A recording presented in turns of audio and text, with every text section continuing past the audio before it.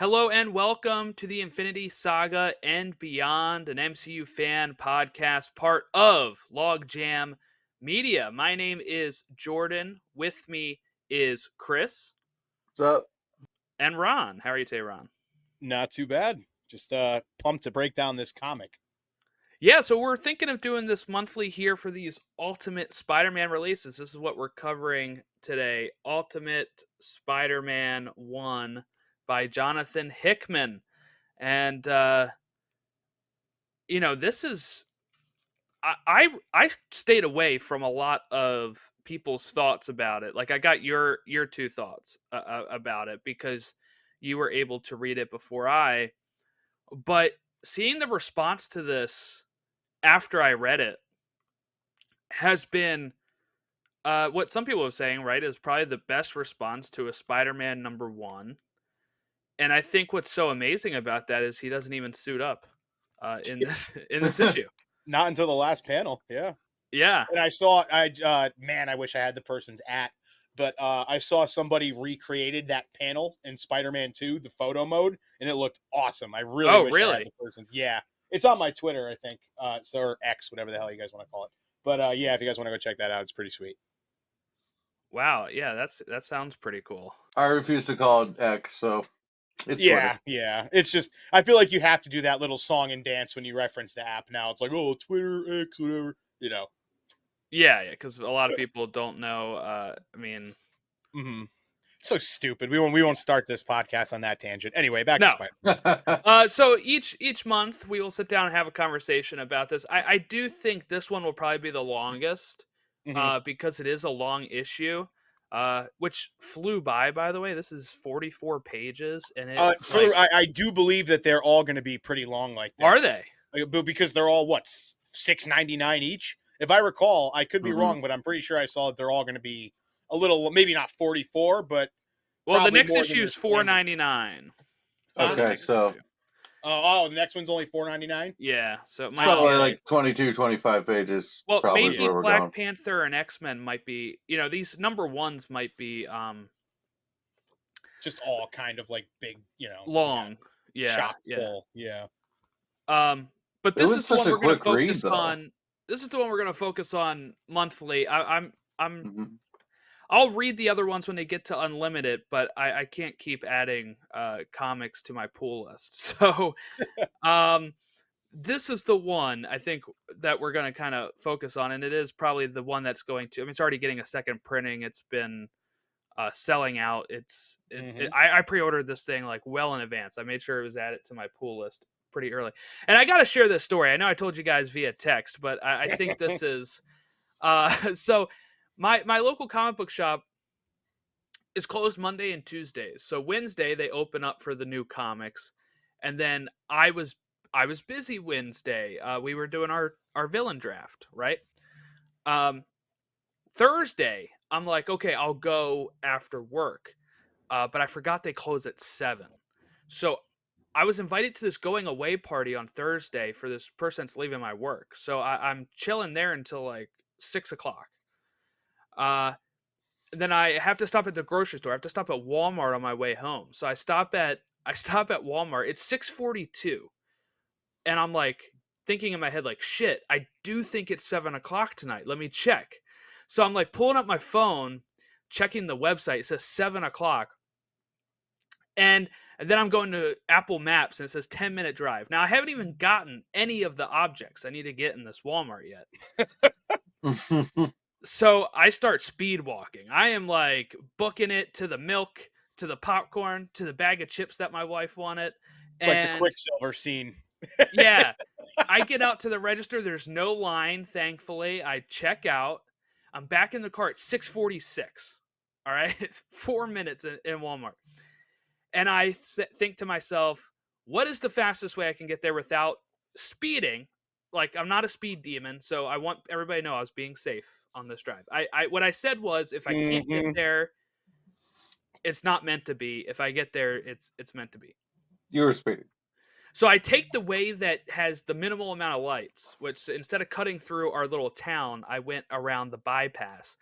And man, I'm like looking at the clock and I'm thinking, oh, I'm going to make this. I'm going to make it pretty easily, actually. I feel like I'm doing pretty well.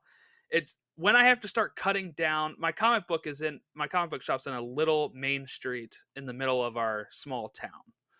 So it's like once I get off the bypass and start having to do that, and I'm like getting hit by lights or like traffic and stuff like that, it's getting to like, 6:54, 6:55.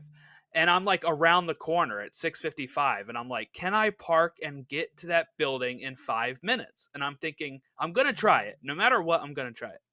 I pull into the parking lot at 6:58. I park. I get out of my car and I'm running. I'm sprinting around the corner because like it's all in this one little shop area, so they share a parking lot. So it's not even like I can run right into the shop. I have to the parking lot's behind the building. So I have to go around to the front. And I'm sprinting and I'm checking my phone 6:59. I'm like, "All right, put the phone away, head down, running." I get there and I see him turning off the open sign. I see him locking the door, and I just take a breath as I arrive, and I like exhale, panting, and he opens up the door. He sees me and he says, "Do you know what you want?" And I said, "I just need to get into my box." And he let me in. We had a conversation about Ultimate. He said he was reading it that night as well. I thanked him profusely, and I was out of there by 7:01. So I didn't even hold him up that long. So I felt bad, but I didn't feel bad. But yeah, no, that's nothing. It makes me feel like back to the Spider-Man Tobey Maguire movie. It's like, you think a hero could save you? Yeah, I That kind of guy's felt a like hero. that. Like I was running like Toby, I'm You're like not an ripping the athlete. shirt. You're like, yeah. You got the little squinch face on. Yeah, exactly. Getting that comic was Jordan's canon event. It was. Oh, yeah. It was. It was, and I'm very thankful I did. I know I had to come home and still edit the podcast, and like I didn't sit down to actually read this till like 11 o'clock, but it was worth it to be able to unwind Thursday night and read this issue. And I'm very glad he helped me out there because it was great. And I'm sure I'm actually got there at 6:59. All right, Well, so he was actually closing up a little early, but anyway, it was. I kid. I don't know. It could have been 7, but I was very glad to be able to read this, and something about having the physical copy I like. But what I like about Marvel too is they give you the digital copy. So I got high tech screenshots from the digital that we can share when we talk about this. So, speaking of canon events, I'm pretty sure Merriam-Webster made that the most used slang term in 2023. And can I say 98% of those people that used it were using it incorrectly. But Well, anyway. sure. But still, I mean, no, it's pretty awesome that the Spider-Verse had that impact. Yeah. Yeah. And yeah. So I'll plug here beforehand. All right. So we're not doing it at the end. But canon events, if you want to talk about Into the Spider-Verse, I'm going to put it on this feed probably in the next week or so. But it's also available right now on Films for the Very First Time, which is another podcast on our network. My friend Casey and I each pick a movie each week that one of us hasn't seen. He's never seen Spider-Verse, Into the Spider-Verse. I picked that. We discussed it, and we discussed it for 2.5 hours. So make sure you check that out over on Films for the Very First Time. I'm looking forward to that, actually. Yeah, that's cool. Yeah. All right. So where do we kind of want to start with this? How anybody else have a thrilling journey to purchasing this, or? No, unfortunately not. Mine was much less heroic. But yeah, press purchase. Yeah. I literally just went on Kindle website, It's like I got to do it in the web browser? That's stupid. I know. I don't know why Kindle does that. It's like it Let threw me me off purchase for it like on the 2 Amazon minutes. app. Like, come on. It threw me off for a bit, and then it was like, okay, this is fine. But I guess just to kind of like start with just some general thoughts. The first thing right away that instantly like kind of grabbed me and like gave me that warm and fuzzy feeling inside was just the tone and the artwork. Like from the second you open the book and you see that first panel, it felt so much like a Jonathan Hickman Marvel comic. And I know he's obviously not the penciler or the artist, but like I feel like he's very particular in the people that he chooses to work with in that sense. And it just felt like it felt like that kind of 2015 like Secret Warsy kind of like, I don't know, it felt very I don't want to say nostalgic, that's the bad word for it, but like there was a comfort in the familiar sense of like, oh yeah, it's Jonathan Hickman and it's Spider-Man and it's like, hell yeah. So like that off the rip was instantly what got me hooked. But then like seeing all the changes, like they threw a lot of changes at you Yeah. really, really quick. And to their credit, every single one of them I thought stuck and was like, whoa, as opposed to ugh. You know what I mean? Yeah. Yeah. Yeah, no, I think that is so look, I didn't read Ultimate Invasion, which I think sets this up as well, but I did read the Ultimate Universe one shot from November, Mm. which sets this up a little bit. It sets up the part where we find out Aunt May is dead, and so is Norman Osborn, where Mhm. there was this, explosion at the end of Ultimate Universe number 1, that showed those names going across the bottom of the screen for when they're talking about victims. So yeah, but I feel like if you're somebody that hasn't read that this they still treat you as if I actually like the way that they wrote this because they actually treat it as if you don't know any of the ultimate stuff. And what I mean by that is you could pick this up and it's written as a twist a bit that Peter doesn't have powers yet. We already knew that because that's how they were promoting it. But like because they're kind of hinting to, hey, did you get any sleep? Kind of referring to like, hey, like I know you were out there doing your Spider-Man stuff. Like if you're, reading this as a normal Spider-Man comic, Mhm. but it's more of like he was up because of the little orb thing that he has, So they kind of hint to different things that makes you think it's kind of playing with your expectations. This is one of them right here is when he's talking with Betty and we hear Jonah shouting Parker. Parker. That was pretty good. And you're thinking that it's, directed at him, but what we actually see is he's going to talk to Ben Parker, who is the editor of the Daily Bugle. So there's like it's the same universe that you usually know. He's at the Daily Bugle, blah blah blah. He's with MJ, but just little enough twists that throw you off. And I will say, unfortunately, I was spoiled on this because for some reason Marvel decided to post this caption like this, Yeah. like 2 days before the comic dropped, saying Ben Parker is the managing editor of. I'm like, we don't need to know that. No, that would Don't have been a need to good know reveal. that. Can you pull that back up really quick, Jordan? Yeah. Just because I'm very big into like after the first read, kind of going back and seeing like, ooh, what could this be? And that little headline on the back there about Roxxon attacking the Bugle, and Yeah. then we find out that now Fisk is apparently like heading up the show Yeah. at the Bugle. So that could be I don't know what's going on there, but there could be perhaps some kind of foreshadowing there. Still way too early to kind of connect any dots yet, but just something to keep your eye on and remember in the back of your head. I like these years on these books. I think they're supposed to be, I don't know what they're supposed to be.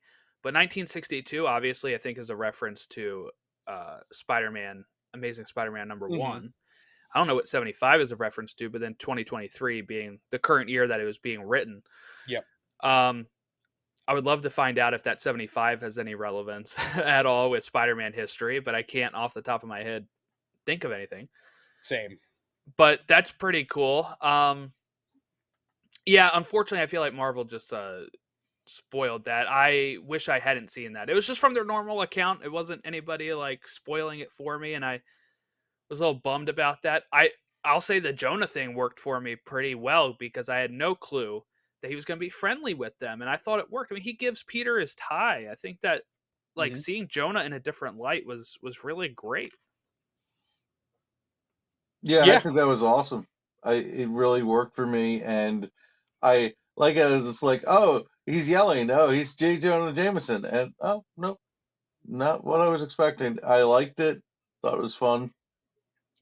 Kept you on your toes the whole thing. You knew there was something in the beginning.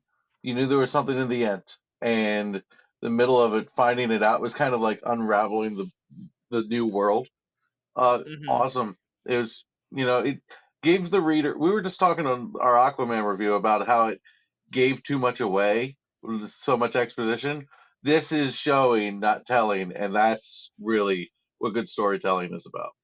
Yeah, that's that's one way to put it. Like, if people want to check that out over on Elseworlds, that's our DC podcast. We talked about Aquaman too, and they had, if people haven't seen it, literally characters 2 or 3 times just have to unload exposition, and this did this so well, where it's like giving you little nuggets of stuff um, that doesn't hold your hand, and I think that's something that Hickman's really good at. But I'll say sometimes Hickman can be um Wordy. a little wordy, but this is his best. This is some of the best stuff I've read by him, and I don't want to say Agree. that just after one issue, but like I was wondering how he would write Spider-Man, because if you read his Avengers run, very wordy. It has like maps and like diagrams of the space Mm-hmm. stuff going on, and it can be a little bit much. And I did enjoy those Avengers runs, but then I'm thinking, how will that translate for somebody? And he did it for Fantastic Four as well. I was wondering, how is that going to translate? And X-Men as well too. Sorry, he did it for all three of I those. was gonna say X-Men is the half of their comics are just text Yes, pages. and I was wondering how that will work with a character like Spider-Man that has none of that historically, and it worked well. He was able to show he can adapt to the character, and he Mm-hmm. did a Spider-Man story, and I really enjoyed it. Yeah. And how many times can like we love the classic Spider-Man story and all the aspects of it, but how many different ways can you tell the story of like, oh, Jonah's breathing down Peter's neck and Uncle Ben's dead and Aunt May's the rock? Like going with all of these changes is so refreshing, and it's almost like I don't I would never say that like Spider-Man was getting stale because he wasn't. It's freaking Spider-Man. But like if there was a character that was maybe due for some kind of cool switch ups in this way, I feel like Spider-Man was more of a prime candidate than any of them. So to see Yeah. these differences like established right away in this way was really cool. Well, I think sorry, Chris, just one thing I want to share with that while I'm thinking it is, I think it's fair to say the 616 Spider-Man was getting stale. Yeah. I think there's so much to the character that can be explored, Oh yeah, and and like there's they were Miles and there's hesitant. the spider and all that stuff. But yeah, specifically 616 Peter. Yeah, they were so hesitant to explore that. They said, "Never mind, we got to keep having him have terrible stuff happen to him. We're never going Yeah. to let him be happy." And they teased that again in this episode. In this comic, I was so nervous when he sat down and had that talk with MJ and they're That they're about like like, divorcing. yeah, I was like, you Yeah. gotta be kidding me, Hmm. dude. Like again, we're doing this. Like you set us up and made us think it was gonna be this whole cool new different thing, and now you're just gonna go break Peter down like they do always. But to their point, it was a fun little misdirect, and it ultimately ended up leading to him suiting up and in the last panel, as we saw, Yep. actually becoming Spider-Man. Yeah. And with her saying something like, Go get him, Tiger. yeah, Yeah. The exactly. classic line. Yeah, that was pretty awesome. But how she's pretty much saying, like, there was a line, I think, when, okay, so when she said, "Are things going to change between us?" and he says, "Never." I'm hoping they stick to that then. Yeah. Yeah. Yep. I like the idea of an older uh, established Peter and MJ. I like the idea of their relationship being this great communication, kind of a model thing, because we've seen the MJ Peter thing be rocky and Mhm. turbulent, and I'm kind of over that crap. And I thought what was cool about this is it felt big. It felt big because in 10 or 15 years, if this run is as good as we think it'll be, there's going to be people saying, you know what my favorite Spider-Man is, or you know what my Spider-Man is, that Ultimate Spider-Man that started in 2024. I can see that having, because they took some big swings, and they made some big changes. And I think this is going to be a differentiated Spider-Man. And honestly, a couple summers ago, they started the Amazing Spider-Man #1, and they started off at a one. I said, "Oh, cool! This is a great jumping off point." And then I Yeah, was like, I bought it too. and then I didn't like the series. I got to So like issue 5 or 6, and I was like, this is just cookie cutter, rinse, repeat, same thing we've gotten Pretty for our much. entire life. I think I only read issue 1 and liked it, but then I kind of heard how everyone else was feeling on the issues after that, and kind of getting, stuff through osmosis. Yeah, it was just boring. And it's like, yeah, I guess Mhm. it's not going to be that new change I've been looking for. No. Because So- my favorite Spider-Man is Ultimate Spider-Man, the original. My favorite comic of Spider-Man, because I liked that it was a fresh starting point, and you can just read that and have complete understanding of his arc without, having to start in 62 and go forward to now, where it does get stale. Like having these splintered universes where you can just say, hey, this is going to be our story, and it's going to be separate. It's not going to be affected by anything else right now. Is something that's positive. It's a positive thing for new readers, and then people that want to see. And this is what I'm saying too. Like, if you want to see a happy Peter, or you want to see something different than Amazing Spider-Man, get Ultimate Spider-Man. If you're listening to this and haven't read it or haven't purchased it, do it. Show them that this is what we want and not Amazing. If you're not happy with Amazing, drop it from your pull list. You don't have to be dedicated to that same title just because it's your favorite hero. No. It's like the meme of the guy walking with the girl and he's looking over the shoulder and the other one's coming the other way. That's literally exactly what this is. Yeah. And I think with the positive reception, I mean, the app I log everything and review on is Comic Geeks. I saw that screenshot floating around, and I've reviewed it and rated it on there too. And last I checked, it was at like 100 reviews, 5 stars. I have genuinely never, like, in the 4 now going on 5 years since I picked back up and really started diving into comics again, I have not seen a issue #1 even come close to this in terms of popularity in the first week. Like, okay, here you go. It went down a bit. It's 99 rating, which is a 4.8 average rating out of 1,321 reviews. 1,308 liked it. I mean, that's pretty darn good when you're talking about modern day comics too. Yeah. No. Modern day Spider-Man comics too. Well, if you look at comics right now cost $4.99 to like $8 like an issue, and you start to have to make choices. Okay, like I can't keep current with all the ones I want to keep current with. So right now, like I'm like I decided I'm going to start sticking with these stories that I really connect with, and I'm going to do 2 or 3, and that's it. And this is going to be one of my 2 or 3. I might make it 4 or 5, but that's it. Like, and this is on that list. That's exciting because every month I got something to look forward to. It's just like TV or movies. It's like, oh, I can't wait for this next one to come in because I need to. And then you have a whole month of talking about it, a whole month of waiting for it. Like, this is going to be really great for Twitter because Twitter, with Spider-Man in particular, really needs to switch things up. It's getting old. It's like, the conversation can just be a little more fun. And I think Marvel is doing a really smart thing here because so much of it is we already know Spider-Man. Spider-Man, we already know it. And you kept so many little threads, but you frayed them and you put in different directions. Beautiful. Absolutely beautiful. Loved it. And I will also say to your point about like having something to look forward to every month and stuff like that, I don't think since Marvel Studios inception, I don't think they've ever been more desperate to have something to fill that sort of discussion space in a set amount of time than right now, during this essentially total drought that we're going to be in post Echo from now until Deadpool, and even after that, like there's not going to be much to talk about this year. So Mm-hmm. having that to kind of fill that vacuum and not just be a filler, but something that's like incredible and that we're genuinely looking forward to every month is really good. You go to your heavy hitter. You go to your heavy hitter Spider-Man.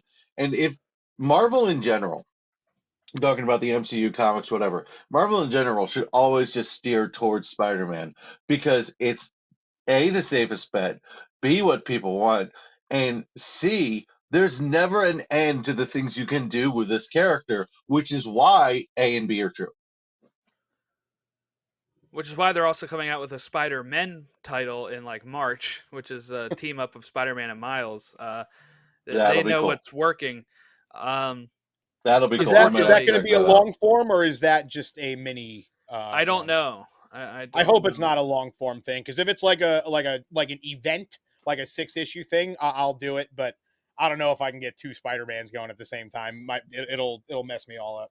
Yeah, Yeah. depending on the length, sometimes with those, I'll just be like, I'll wait for the trade and Mm-hmm. then just consume everything else because that's like it's all about choices right now. You got choices.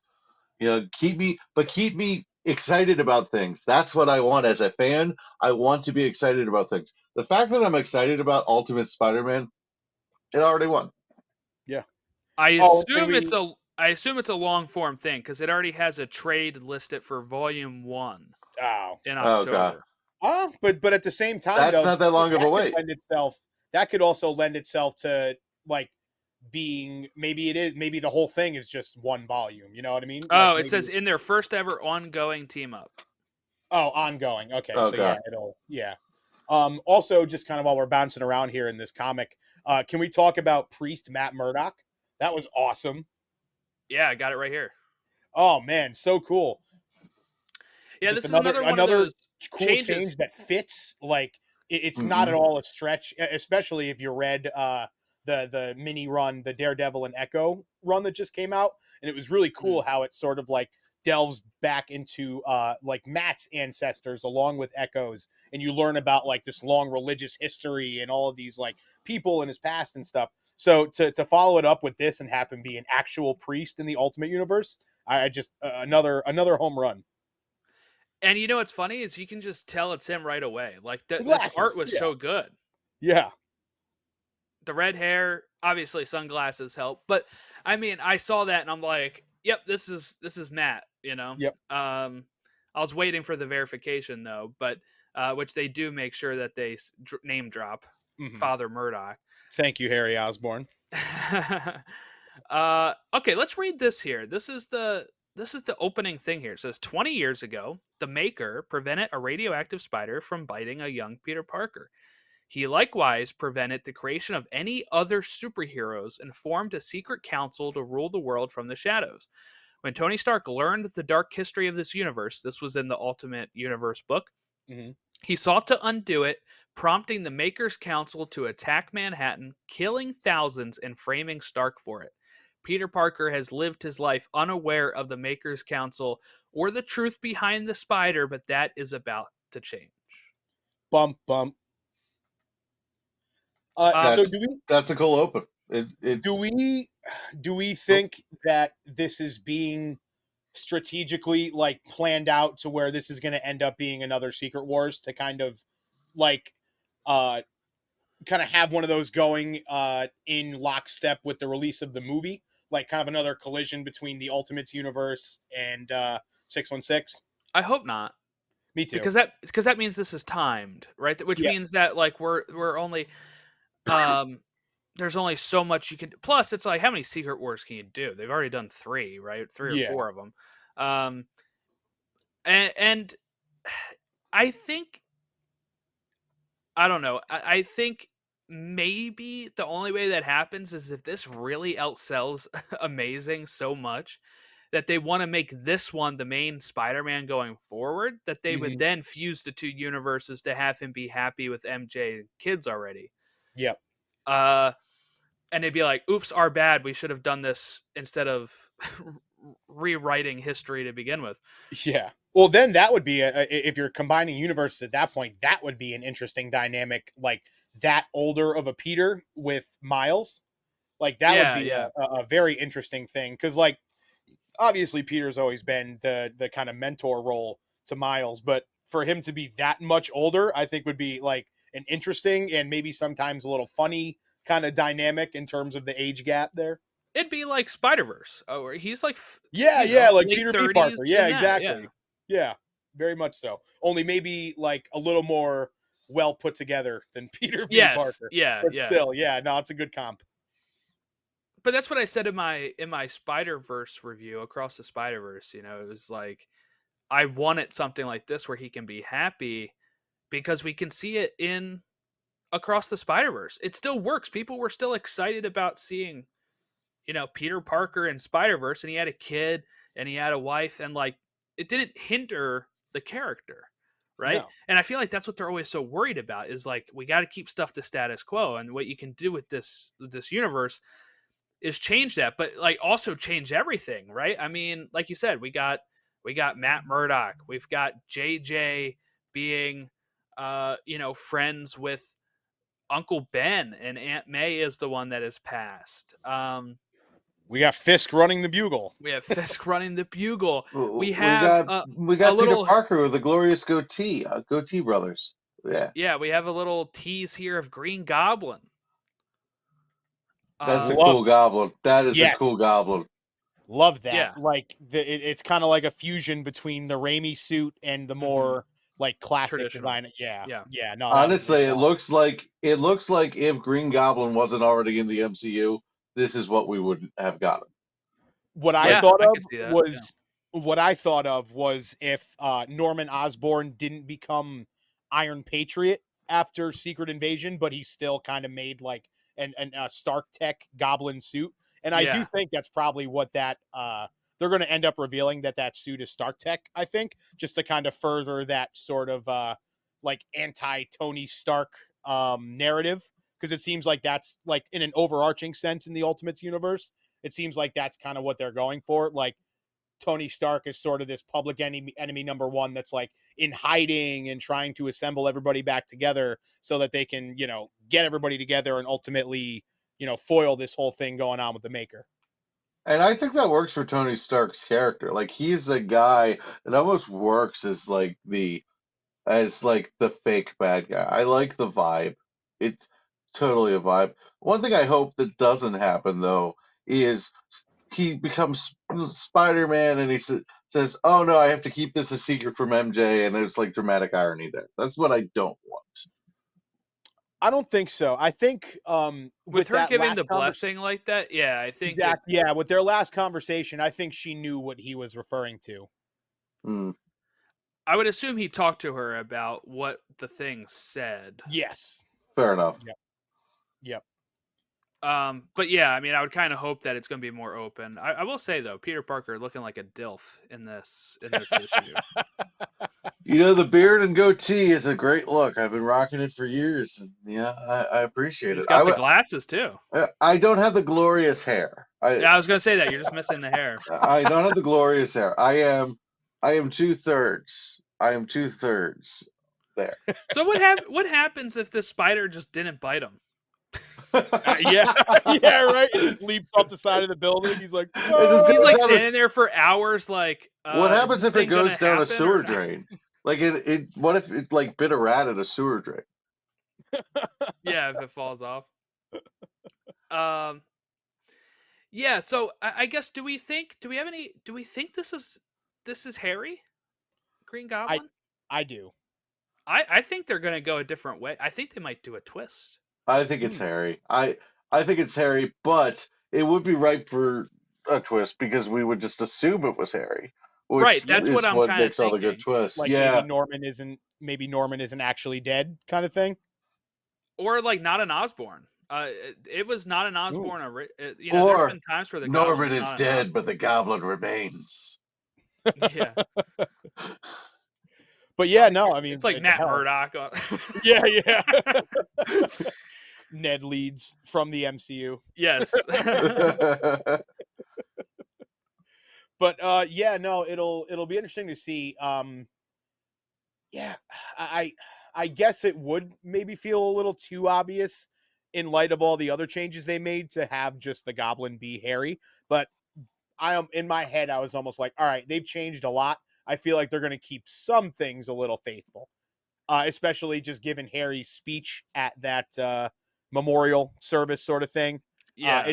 It felt very much like he's got a little bit of vengeance in his heart right now, so it would be fitting for him to be the Goblin.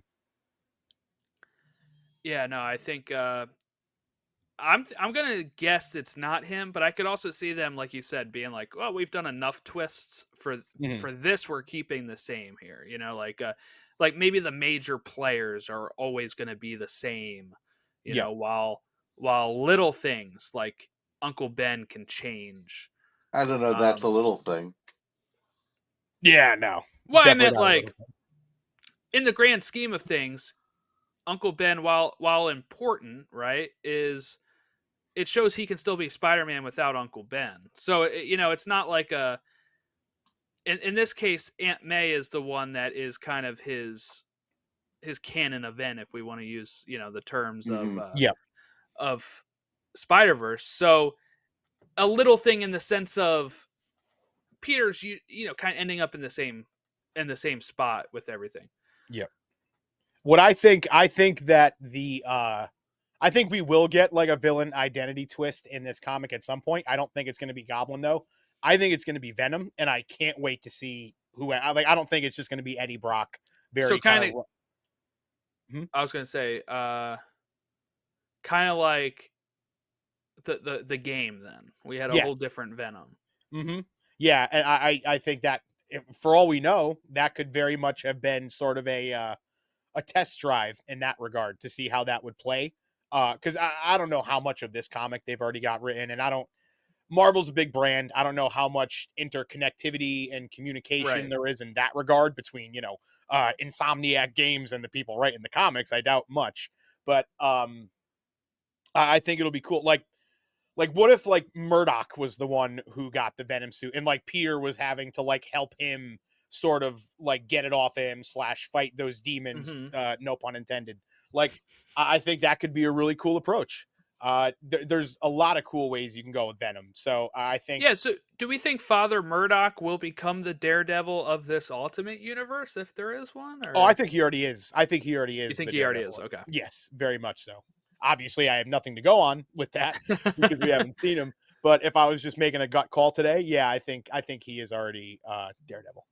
This is the cover for next month's Oh, beautiful Beautiful. cover. Yeah, I said I was only going to buy the first issue of this one physical, but I'm definitely buying that one too. um all right, do you want me to read the synopsis of it, like the little tease for it? And we can Yeah, You speculate must. off of it. You for sure. must. Okay. The most surprising Spider-Man story of the 21st century continues. Spider-Man faces his first supervillain. J. Jonah Jameson's quest to uncover who is really pulling the strings of this new Ultimate Universe leads to a shocking revelation. And New York City it welcomes its newest hero, the Green Goblin. Oh, yeah, that's definitely Ooh. Harry then. That is 1000% Harry. Yeah, reading that it could be Harry then. Yeah. That's cool. That's it doesn't seem like they're going to be slowing down then, that's for sure. I'm surprised that they're and for all we know the shocking reveal for Jonah could just be like something tiny that ends up leading to something way down the road, but like it's kind of surprising to see them getting to that so quickly. Already delving into the mysteries of the Ultimate Universe. Like you Yeah, would yeah. think that would be something they'd be doing like maybe a couple years from now. Like plant the seeds and then make that like a tent pole event for like I don't know, issue 25. Well, that's what I'm wondering with Jonah being friendly with them in the sense of like could it be that this is like a guy he goes to for help, kind of like a Ben Ulrich type of character instead of um being an antagonist, you know, because they are friendly. So him going to Jonah for help um instead of Robbie or instead of Ben and being able to have that connection. So maybe they're like working in tandem, or maybe he's going to share some of this information with Peter, and Peter ends up sharing his information with him. Like maybe the clip, right? Like the clip of Tony Stark. Maybe that is what is something Peter shares with Uncle Ben and with Jonah when they're doing their new startup, right? We didn't even talk about that. They left the Bugle and they're doing their own little startup news company. Yeah, and it's their thing is based on the truth, so that's about as far as you could get away from J. Jonah Jameson as possible. Yes, he had the good influence of Ben Parker. Yeah. They're turning the frogs gay. Sorry. Oh God. But that is the normal. Well, just like all funny aside, like that's pretty much every iteration we've seen of Jonah since that guy became like well known in the full like pop culture zeitgeist. I'm trying to be vague because I don't want to give any of these kind of people publicity, you know what I mean? But like Jonah's basically just been presented as a crazy conspiracy theorist with his sort of non-cable, only on the internet, quote unquote band show that we're telling you the things that no one else will tell you, sort of thing. You know what I mean? It's just like, ugh. So to have this new kind of thing with them is really cool.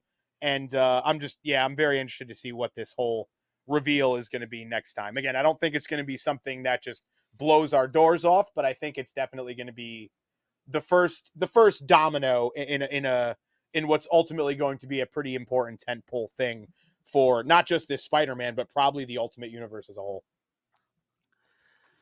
Yeah, I think this is also a pleasant surprise because Jonah can get tiring, especially in like today's world of where that is what the news is a lot of times now. Yeah. So seeing especially him on particular channels, life imitates art. Yeah. Right. So seeing it be more positive and like it could be a total different feeling. I'm not going to like dread reading Jonah sometimes. Yeah. No, absolutely. Was any other big changes or anything we needed to talk about in this? No, I don't. I think we've pretty much hit all of the main, the main beats. Yeah, no, I don't think so. Yeah, I'm just really excited to see where it goes for issue 2. And like I said, it's amazing the positive feedback this has gotten. Like we said, when he hasn't even suited up yet and done any web slinging or crime stopping. But it just shows you can write these characters to be happy and also write these characters to new depths without, how many times can we see the origin, right? Mm-hmm. This is a totally different origin.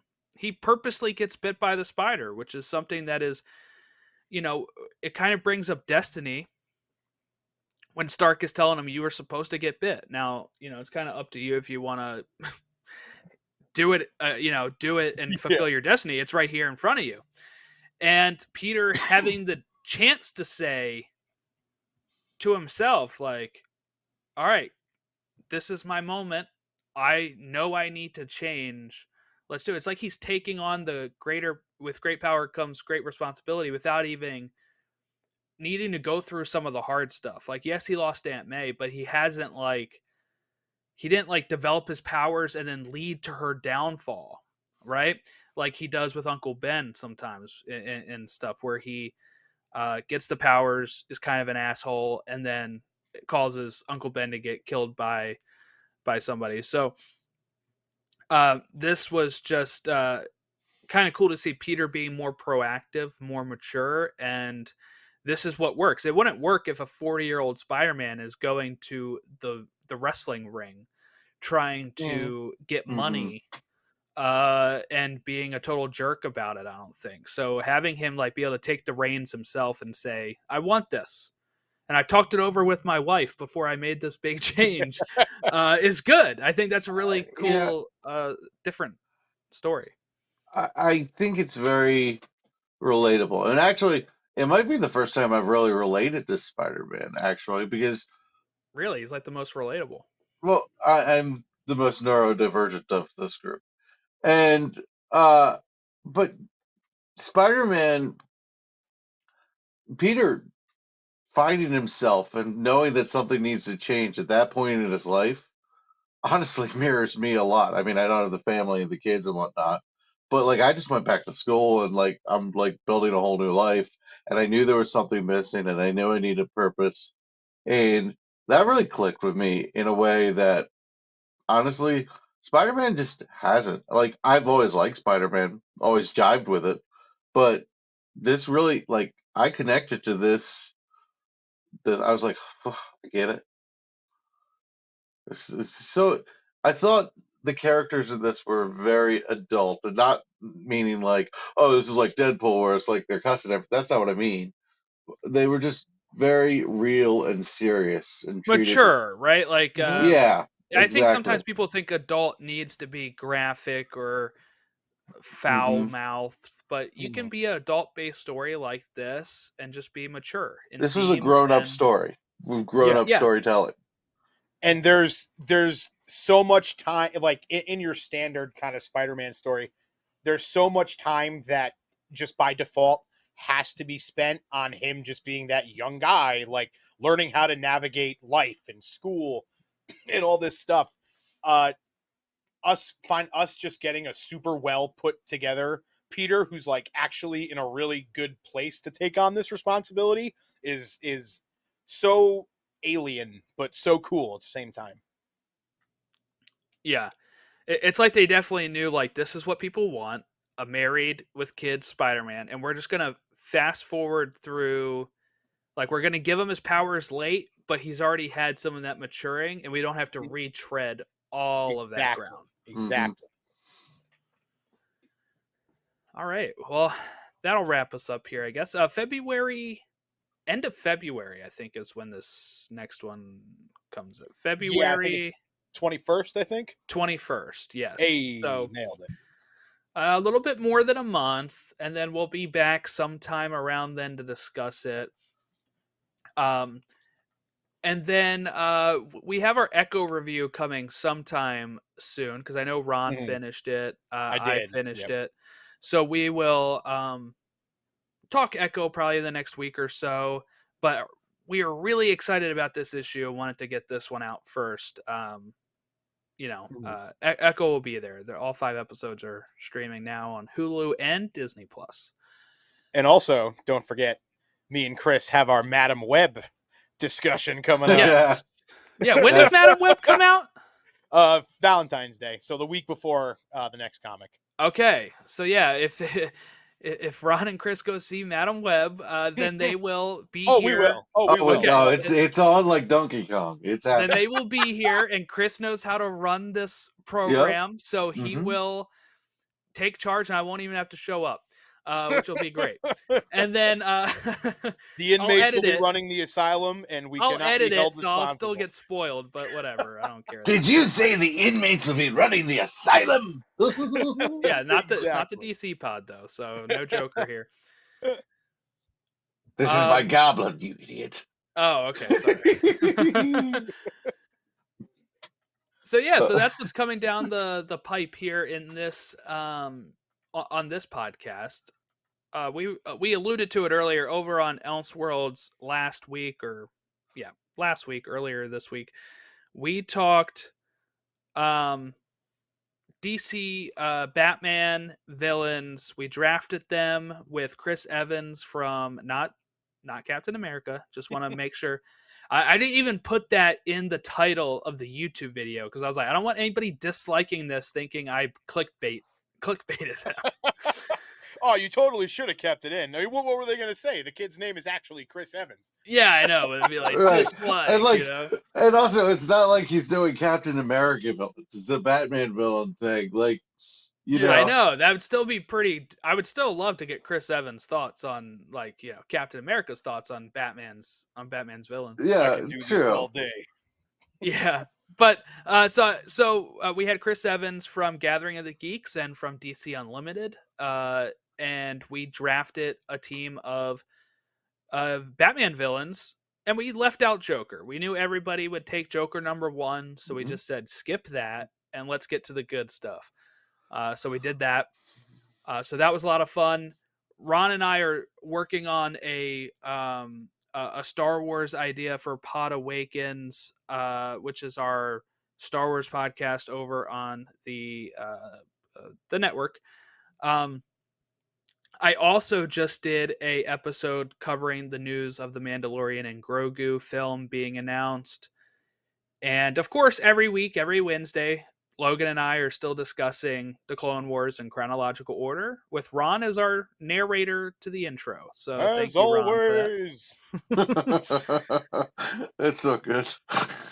And I think that's most of my plugs. I plugged films for the very first time earlier, so I think I'm good.